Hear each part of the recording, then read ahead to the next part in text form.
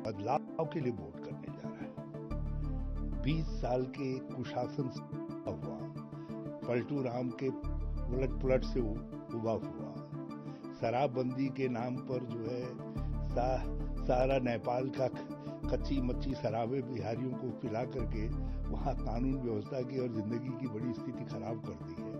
बेरोजगारी चरम पर है। इन सब चीजों के खिलाफ पलायन इनके इश्यूज पर जो है बिहार वोट करने जा रहा है और लाभार्थी निश्चित तौर पर जो है इंडिया गठबंधन होगा। और जिस तरीके से राहुल जी ने और तेजस्वी जी ने उन्होंने कंपेन किया हमारे पार्टनर्स ने, वो सब चीजें उसका असर साफ दिखाई दे रहा है।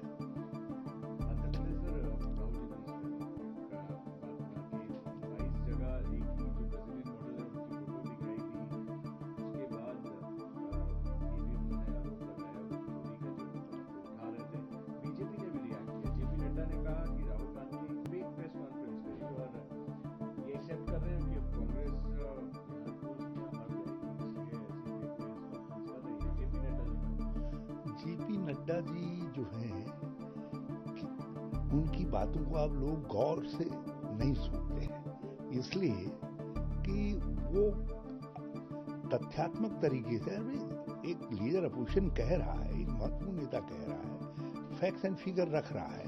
आप कहिए ना नहीं है, ब्राजीलियन ने जो है वोट नहीं किया है, ये गलत चेहरा दिखा रहे हैं, गलत बात कह रहे हैं। आप फैक्ट से कॉन्ट्रडिक्ट करिए। उन्होंने जो फैक्ट दिखाए हैं कि यहाँ इतने वोटर, यहाँ इतने वोटर, नाम लेकर के बताए हैं, घरों के नाम लेकर के बताए हैं।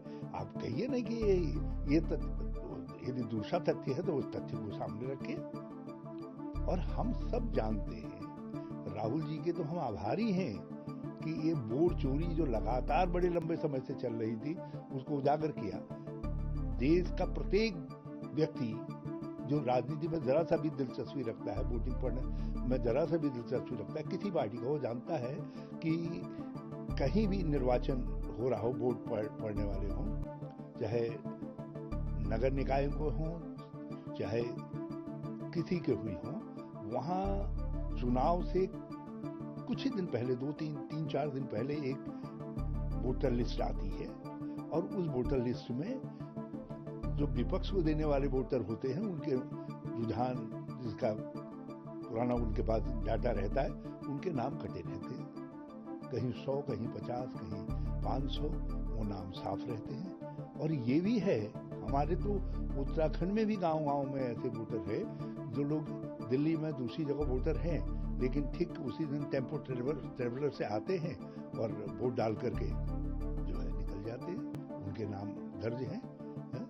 और ऐसे देश के अंदर न जाने कितने ऐसे मोबाइल वोटर हैं जो एक से ज्यादा जगह वोट कर रहे हैं, और वो सब भाजपा का है। और योजनाबद्ध तरीके से ये किया गया है, योजनाबद्ध तरीके से ये वोट चोरी हो रही है। इस फैक्ट को इलेक्शन कमीशन जितनी जल्दी स्वीकार करेगा, उतनी जल्दी जो है इलेक्शन कमीशन की सार्थकता पर लोगों को भरोसा होगा, नहीं तो लोगों को भरोसा उठ जाएगा।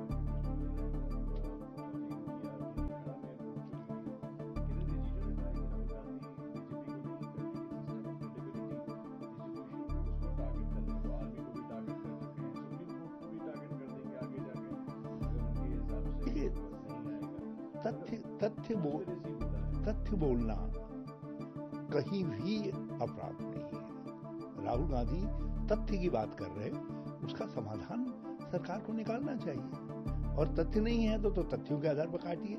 आपके पास एक ही मुलम्मा है कि देश को बदनाम कर रहे हैं। आप किसी को देशद्रोही, आप तो किसी के ऊपर भी तमगा लगा देते हैं, ये देशद्रोही करे। क्या किरण ही सर्टिफिकेट देने वाले हो गए आजकल कि कौन राष्ट्रवादी है, कौन राष्ट्र को नुकसान पहुंचाने वाला है? तो भाजपा इसके बजाय जो है तथ्यों के आधार पर लीडर अपोजिशन की बात को काटे, और तथ्य चीख करके कह रहे, जो श्री राहुल कह रहे हैं वही वास्तविक